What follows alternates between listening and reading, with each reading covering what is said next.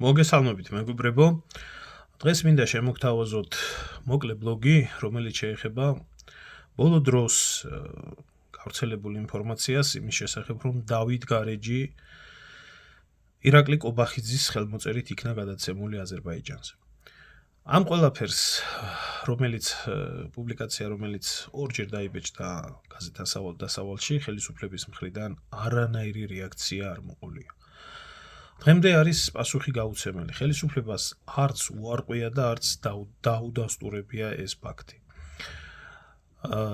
ეგრეთ წოდებულ ოპოზიციონერებს, რა თქმა უნდა, ამ საკითხთან დაკავშირებით, რომლებიც ვითომ და ყველაფერში ოპოზიცია არიან ხელისუფლების, საერთოდ ხმა არ ამოუღიათ. ეგრეთ წოდებულ ოპოზიციურ მედიას, ჟურნალისტებს, ბლოგერებს თუ ვინმე სხვა წარმომადგენლებს, რომლებიც თავს ლამის და დისიდენტებად ასაღებენ, ასევე პირში წყალი აქვთ ჩაგუბებული.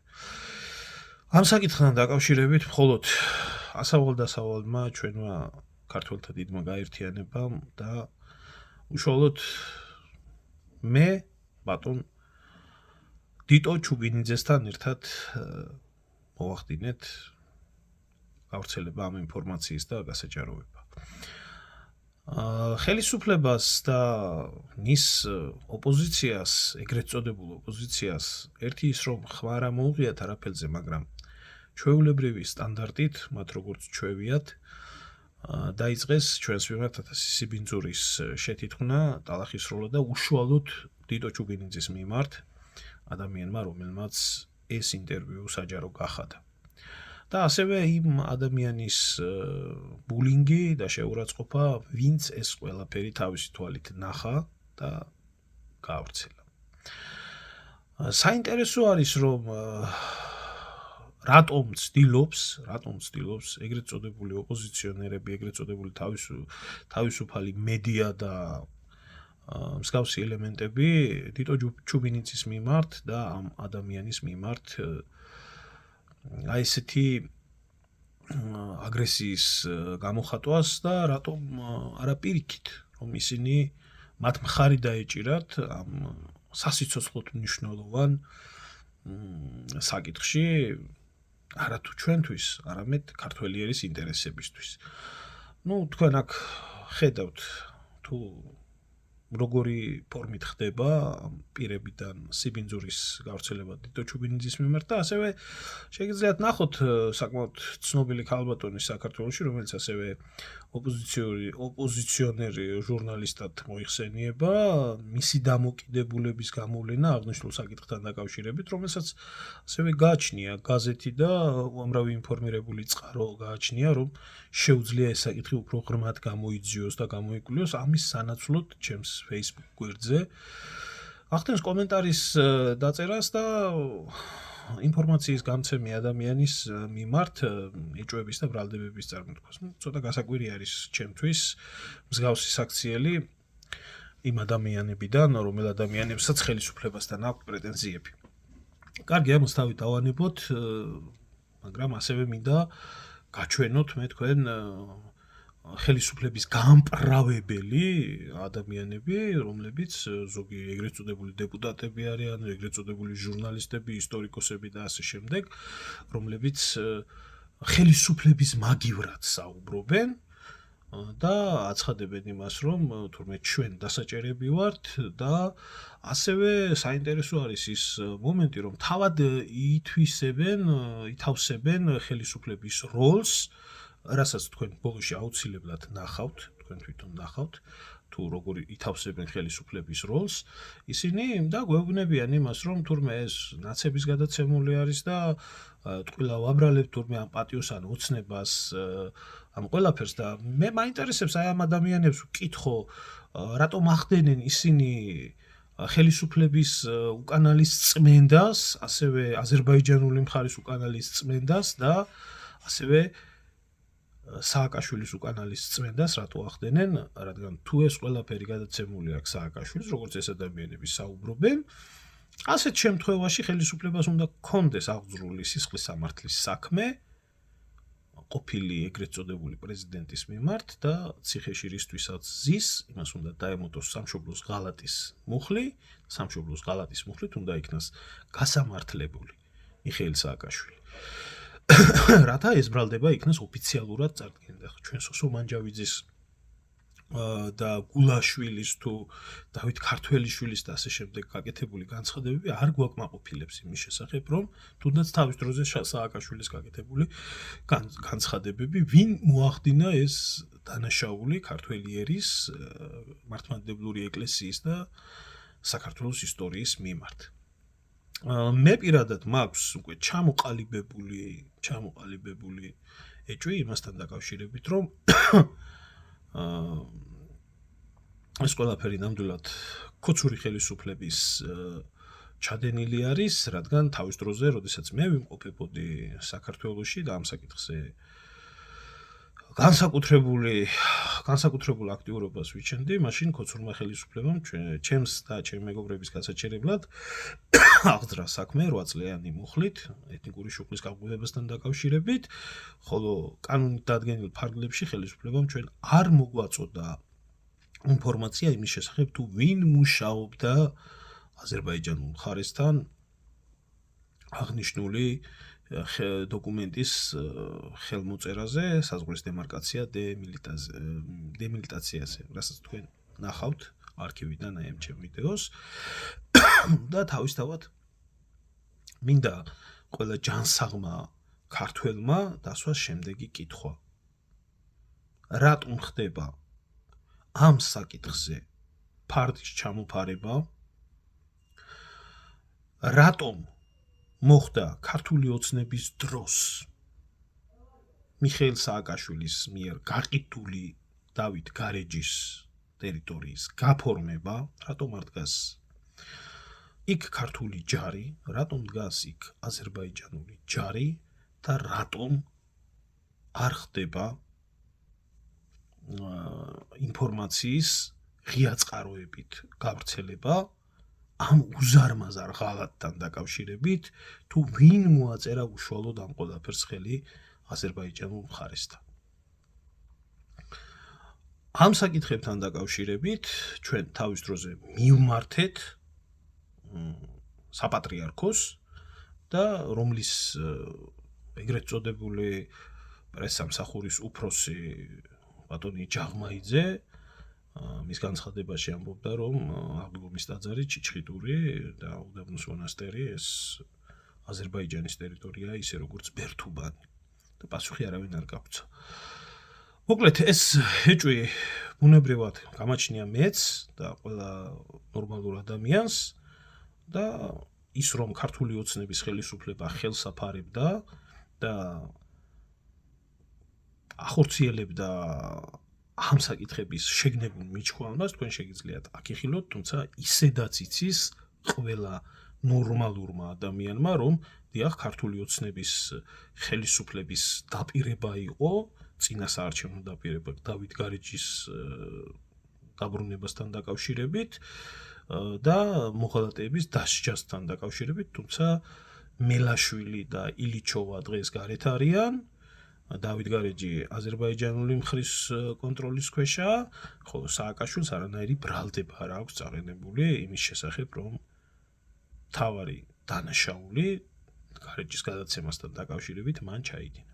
ამიტომ ველოდებით საზოგადოება პასუხს ამ მოღალატეობრივ საქმეში, ვინ შეიტანა ლომის წვლილი. ახლა კი ნახეთ ის მოვლენები, თუ როგორ ახდენდა ქართული ოცნების ხელისუფლება ხელის დაფარებას სააკაშვილის და მისი ჩინოვნიკების, რომლებმაც როგორც თვითონ ამტკიცებენ, გადასცა თურმე დავით გარეჯი ემას რა ქვია, აზერბაიჯანულ მხარესთან. სულ ბოლოში კიდე ნახეთ აი ამათი გამპრავებლების ეგრეთ წოდებული ისტორიკოსის და ქართული ოცნების მხარდამჭერის სოსო მანჯავიძის და მალხაზ გულაშვილის შეფასება ამ საკითხთან დაკავშირებით. დასკვნები თქვენთვის მომენტია.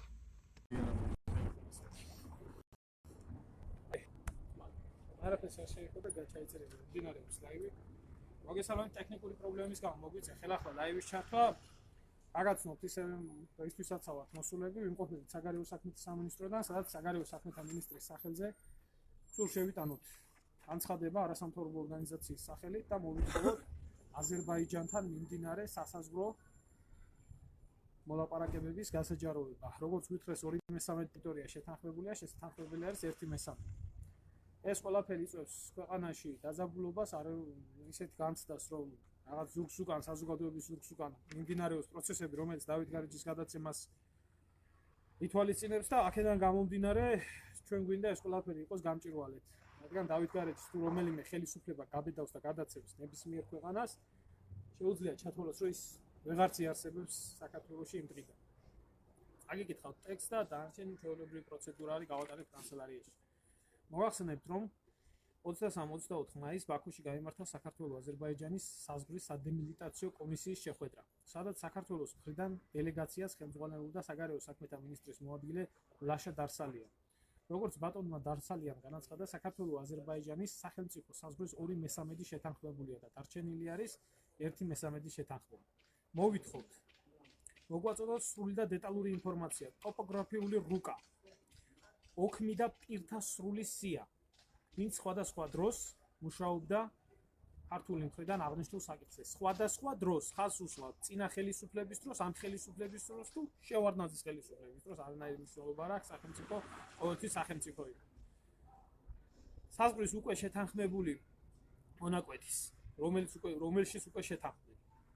ასევე მოვითხოვთ გადმოგცეთ სახელმწიფოთა შორის დადებული ხელშეკრულება, რომელიც ეხება საქართველო-აზერბაიჯანის მდინარე ალაზნის კალაპოტის სასაზღვრო მონაკვეთს. და რატომ ვითხოვთ ამ ყველაფერს? იქედან გამომდინარე, რომ სასაზღვრო მონაკვეთი ზუსტად ამ ადგილზე მდინარის კალაპოტის ცვალებადობაზე ხდება საზღვრის ცვალებადობა. ხვალ რომ დაშრეს ალაზანი, მე მაგ ელემენტარული კითხვა. დანარჩენი საქართველოს აზერბაიჯანმა უნდა მიითვისოს თუ ასევე ძალიან დიდი კითხვები არის წყლის მიწოდებასთან დაკავშირებით და ასე შემდეგ. ველოდებით რა პასუხს გაგვწევენ კანონით დადგენილობაში 10-დან 30 დღემდე საგარეო საქმეთა სამინისტროს და ვიმოქმედებთ შემდეგნაირად. გუშინ კარგად იცით, ვიმყოფებოდით დავით გარეჯში, სადაც ვითარება უცვლელი არის, სადაც არ ეძლევათ არც ასულიერო პირებს და არც მომლოცველებს აღდგომის მონასტერზე და ჩიჩხიტურზე ასვლა, ჩიჩხიტურის ციხეზე და აქედან გამომდინარე ეს კითხვები უნდა დასრულდეს საზოგადოებაში. მე შეგახსენებთ, რომ ჩვენ ასევე შეტანილი გვაქვს მოთხოვნა პრეზიდენტის სახელზე, რომელიც ითვალისწინებს სიის გასაჯაროვებას, ვინც შეწყალების კომისიის სიაში ადგინა, თუმცა ჯერჯერობით სამარისებული სიჩუმე არის. დანარჩენს გაგაგებიებთ ისე, როგორც საქმის ვითარება და მსვლელობა იქნება. მადლობა ყურადღებისთვის.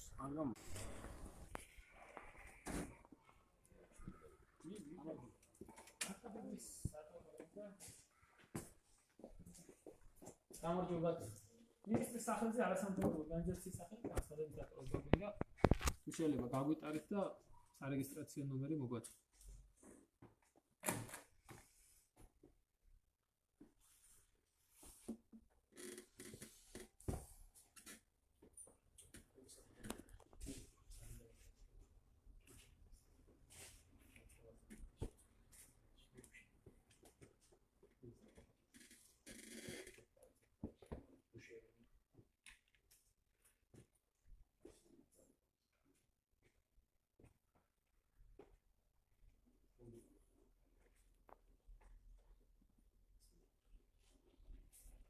დიდი მადლობა დაიხარეთ. კანონის მიხედვით რამდენი 10 სამუშაო დღე. დიდი მადლობა.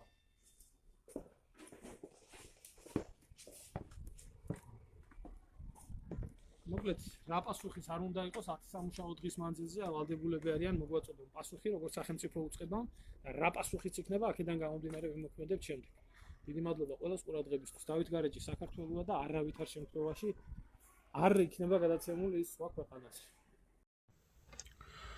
დიახ მეგობრებო, ამ მოთხოვნის შემდეგ დაიწყო ჩემს მიმართ, ჩემი მეგობრების მიმართ სახელმწიფო უშიშროების სამსახურიდან დევნა თვალთვალი განსაკუთრებული, არც მანამდე არ გვაკლდა თავისთავად, მე პირადად დამიბარეს უშიშროებაში 4 საათი საიდუმლო დაკითხვა იყო, მიმდინარეობდა და იყო საქმე აღძრული მუხლით, რომ როდესაც ჩვენ ვამბობდით დავით გარეჯის საქართველო არის და ვითხოვდით ამ საკითხებთან დაკავშირებით დოკუმენტაციის გამოთხოვნას, თუ ვინ მონაწილეობდა ამ ყველაფერში, გამოდიოდა რომ ჩვენი აქტივობები იწვევდა ეთნიკურ შუღლს აზერბაიჯანულ მოსახლეობაში, რომელიც 8 წლიანი მუხლით ისჯებოდა.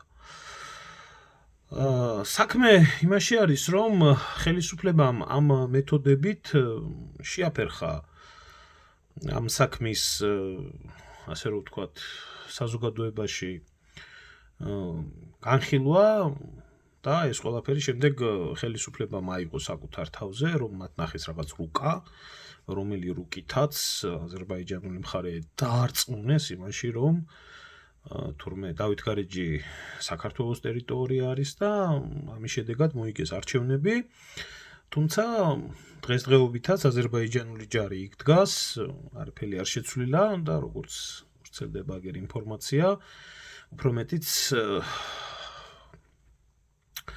ბატონი კობახიძის ხელმოწერით იქნა გადაცემული დავით გარეჯის ტერიტორია აზერბაიჯანული მხრისთვის. აი ამაში ჭირდებოდათ მათ დევნა იმ სამოქალაქო აქტივიზმის, რომელი აქტივიზმიც ხორციელდებოდა ამის შესახებ არა მარტო ქართულ პრესაში, იწერებოდა მათ შორის ფრანგულ პრესაში, წერდა Le Monde, წერდა Figaro, თუმცა აი ნახეთ შედეგი საქამდე მივიდა. ახლა მე თქვენ მინდა შემოგთავაზოთ ამ ხელისუფლების მეხოტბე გამპრავებლების დამოკიდებულება, რომელზეც დგას ხელისუფლება, ვითომ და ალტერნატიულ სამოქალაქო აზრს გამოხატავენ ისინი და მინდა ერთ რაღაცას მიაქციოთ ყურადღება. რატომღაც, როდესაც ესეთი ეროვნული პრობლემა დგას და ადამიანები, რომლებიც არავის მხარეს არ წარმოადგენენ, ეს ადამიანები ყოველთვის მიუღებელი ხდებიან როგორც ხელისუფლებისთვის, ასევე ეგრეთ წოდებული ოპოზიციისთვის, ეგრეთ წოდებული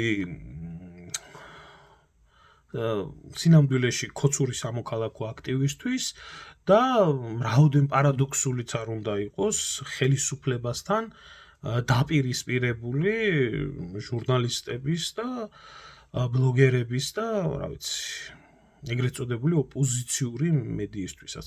რატო არის ეს ხალხი ერთსულოვანი ამ ყველაფერთან დაკავშირებით? იმიტომ რომ ხელისუფლებას დისკომფორტი არ შეექმნას და ქართული საზოგადოება დარჩეს აი ესე მშრალად. თორემ აი ეს ჯაჭვი, რომელი ჯაჭვიც მე თქვენ გაჩვენეთ ამ საკითხთან დაკავშირებით, სხვას მე არაფერს არ მეუბნება. აი ნახეთ ახლა მოусმინეთ თქვენ ამ გამპრავებლების ამ 2 წუთიან ვიდეოს და მინდა გითხრათ რომ დავით გარეჯთან დაკავშირებით სრულ ქრონიკას ჩემ გვერდზე მე აუცილებლად შემოგთავაზებთ, რომელშიც შესული არის აბსოლუტურად ყველა ის, ძირითადად აბსოლუტურად ყველა ის აქტივიზმი, რომელიც პირადად ჩემს მიერ და ჩემი მეგობრების მიერ არის განხორციელებული, როგორც დავით გარეჯში, როგორც თვითონ ხელისუფლებასთან, ასევე საპატრიარქოსთან. და არა მარტო აქ, მათ შორის სასამართლოშიც იმ პირების მხარდასაჭერად, რომლებიც ხელისუფლებამ დააკავა დავით გარეჯის პრობლემასთან დაკავშირებით. დანარჩენი თქვენთვის მომინდვია იფიქრეთ, თუ ვისი დაწყებული საქმე, როგორ წარმატებით და როგორი ზარზეიმით დაასრულა ხელისუფლებამ და ერთ დღესაც გამოგვიცხადებენ, რომ ის უკვე გადაცემული არის და დააბრალებენ ნაციონალურ მოძრაობას, დააბრალებენ რომ მიხეილ სააკაშვილმა გადაცა და რაც არ უნდა პარადოქსი იყოს, ამის გამო მიხეილ სააკაშვილს კაციშვილი არ მოთხოვს პასუხს და არც არავინ კითხვას დაუსვამს, რომ თუ რამდენშიც გაყიდე დავით გარეჯი, დაებრუნები ამ მთავრობას იმდენი ფული აზერბაიჯანული მხრისთვის და უკან გამოესყიდა ეს ტერიტორია, მაგრამ ეს ახლა ცუდი მიშა და კარგი ბიძინა და ესე შემდეგ. აი ნახეთ და დასკვნებით თქვენ თვითონ გამოიტანეთ აი ამ ანტიქართველების საქციელიდან გამომდინარე. იმიტომ არ იღებენ ხმას რომ ეშინიათ გამწვევებისგაც. არა, გამწვევების რო ეშინიათ აზერბაიჯანთან. აი მე ვამბობ ხელისუფლებას. მე გეუბნები პირდაპირ არა, კითხვა გაიხსნას კითხვა, რა კითხვასაც ვლაპარაკობ რა მე. დაიწყეს ხო მილიჩევაზე და ვიღაცაზე დევნა, გაჩერდნენ. იმაზე დაიწყეს გაჩერდნენ. რატო ჩერდებიან? რა ხდება? ხო აი მითხარი. ეტყვი ახლა რატომ ჩერდებიან? ამას ხო ვერ იტყვის ახლა ხელისუფალი, რატომ ჩერდებიან? იმიტომ ჩერდებიან, რომ არსებობს პადუცემული მიხეილისა და იმის ახლა რა ქვია, პადუცემული იმის აზერბაიჯანის ხელისუფლების შეთანხმება. ხომ გვახსოვს, კაცო, ეს ხომ დოკუმენტირებული არქივი არსებობს. ვიდეო 1000-ჯერ აქვს ნანახი. არ გვახსოვს მიშა რო გამოვიდა და სიმაღლეები გადავეცითო? სტრატეგიულ მნიშვნელობას ატარებდა და გადავეცით სიმაღლეებიო. სააკაშვილმა ღია ეთერში თქვა ეს, ხო თქვა? რის შემდეგ თქვა? რის საფასურად თქვა? ესეც ხო გასაგებია, იყო შეთანხმება. შენ ახლა მიშა იყო თუ გრიშა იყო თუ ის იყო, რა ქვია, ვინც გინდა ის იყო, ნაპოლეონი სამართალ მემკვიდრე ხარ. შენ აგე პასუხს იმაზე, რა ქვია, რაც გააკეთა შენმა წინა პრეზიდენტმა. მე ბატონო. ხო? აქედან გამომდინარე, მოლაპარაკება როგორ არის, რომ რაზეა ლაპარაკი, რომ ის აზერბაიჯანის ხელისუფლება, რომელიც ხენზეა და ეხლა თulis რომ ის საერთოდ სხვა პრეტენზიები შეიძლება კონდეს, შენ როგორ უნდა დაათმობინო იმას დაუშვათ ის რაც მან რაშიც მან გადაიხადა. მოდ პირდაპირ თქვათ. და რა თქვა რომ გადაიხადა და ფული გაკაღებული და რაღაცა ესეთები თუ დაუწყო ახლა ლაპარაკი იმას როგორ გონია ვინ მოიგებს ამ ლაპარაკს ეს ელემენტარულია ხო ეს 2-ჯერ 2 არის 4 და რატომ ვერ ლაპარაკობ საქართველოს ხელისუფლება ესეც ხო გასაგებია ვერ ლაპარაკებს ამას ეს შეუძლებელია ეს ხელისუფლება კი აღარ იქნება მაშინ საერთოდ ნუ იქნება აბსოლუტური საერთოდ არასერიოზული